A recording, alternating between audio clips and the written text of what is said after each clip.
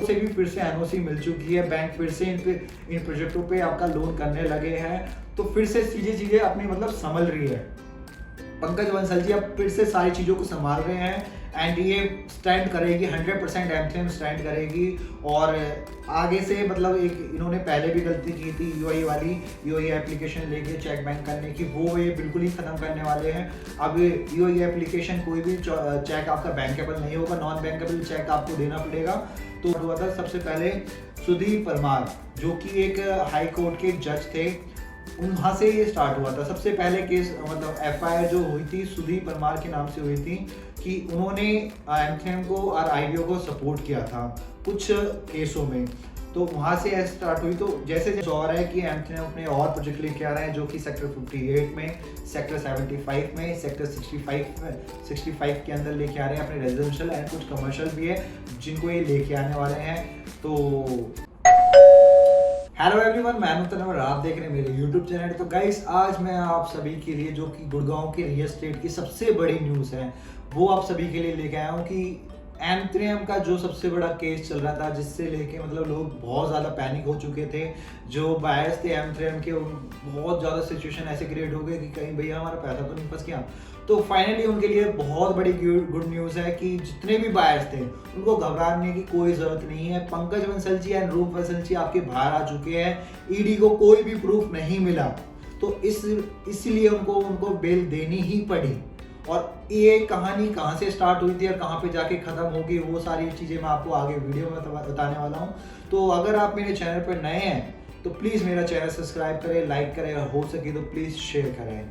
तो गाइस ये केस हमारा स्टार्ट हुआ था 14 जून 2023 को, जहाँ पे पंकज बंसल जी, रूप बंसल जी एंड आपका बसंत बंसल जी को अरेस्ट किया गया था। वो केस क्या था, एक 400 करोड़ रुपए का मनी लॉन्ड्रिंग का केस था जो कि आईडीओ से भी रिलेटेड था।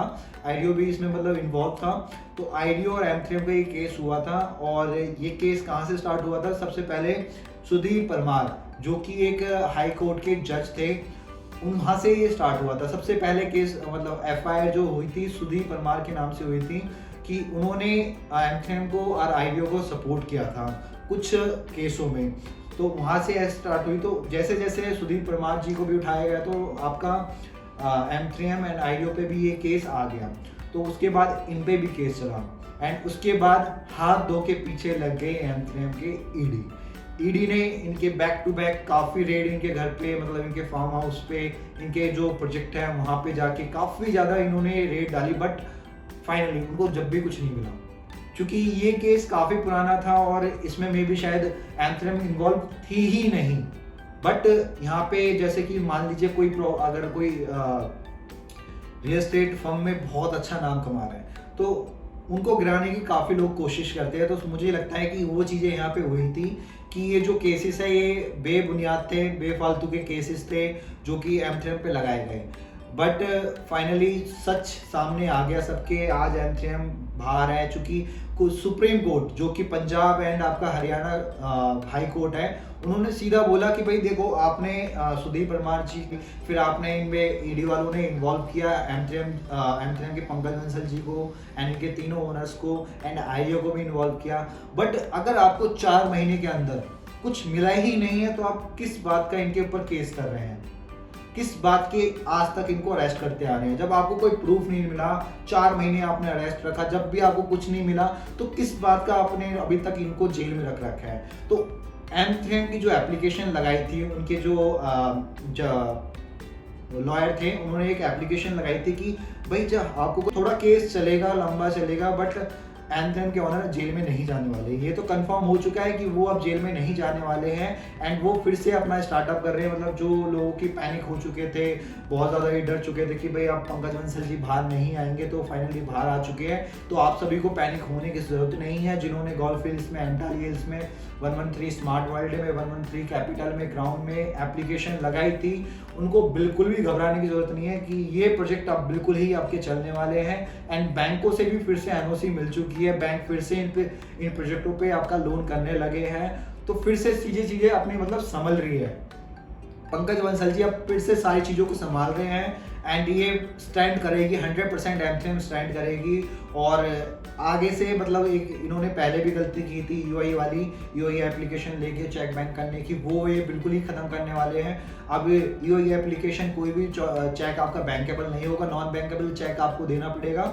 तो ये चीज़ें क्लियर है। तो अब आप M3 में बिल्कुल साफ सुथरा गेम खेलेंगे, क्योंकि ये बहुत बड़ा झटका था। 4 महीने तक एक ऑनर, कंपनी का ऑनर जेल में था, तो ये उनके लिए बहुत बड़ा झटका था। तो फाइनली उनके मतलब बेल मिल चुकी है। तो आप सभी को बिल्कुल भी घबराने की ज़रूरत नहीं है, ये केस भी कुछ दिन के अंदर बिल्कुल ही ख़त्म हो जाएगा। चूँकि अगर 4 महीने के अंदर कुछ नहीं मिला तो आगे भी कुछ नहीं मिलने वाला ईडी वालों को। ये बेबुनियाद केस था जो कि ख़त्म हो चुका है एंड नहीं आगे चलने वाला है 100%।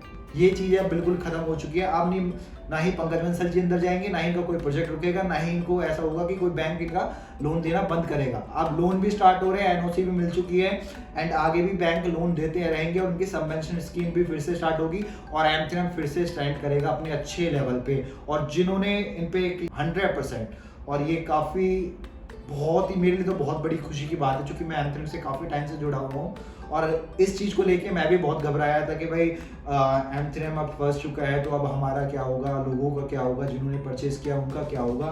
तो सब कुछ खत्म है फाइनली। बहुत बहुत अच्छी न्यूज़ है मेरे लिए भी और उन बायर्स के लिए भी जिन्होंने प्रॉपर्टीज में परचेज की। तो प्लीज़ आप कोई भी पैनिक मत होइए, चीज़ें आपकी बन के तैयार हो जाएगी। अब इन्होंने क्या किया है, जो इनकी कंस्ट्रक्शन थी वो 1 लेवल नहीं 2 लेवल फास्ट इन्होंने कर दिया है। और आप जाके गॉल्फ स्ट्रीट में देख लिए, एंटाली हिल्स में देखिए, सेक्टर 89 स्मार्ट वर्ल्ड M3M में देखिए, 113 में जाके देखिए, हर जगह इन्होंने अपनी कंस्ट्रक्शन बूस्ट कर दी है और काफ़ी अच्छी इन्होंने स्टार्ट कर दी कंस्ट्रक्शन।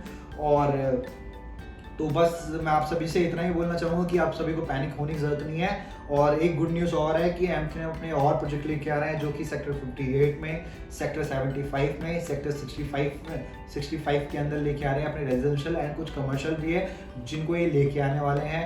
तो प्लीज़ आप सभी को पैनिक होने की ज़रूरत नहीं है, बहुत ही अच्छी न्यूज़ है। And thank you so much मेरे चैनल पे आने के लिए, और आगे भी मैं ऐसी कोई न्यूज़ होगी तो आप सभी को ज़रूर बताऊंगा। तो थैंक यू सो मच मेरे चैनल पे आने के लिए।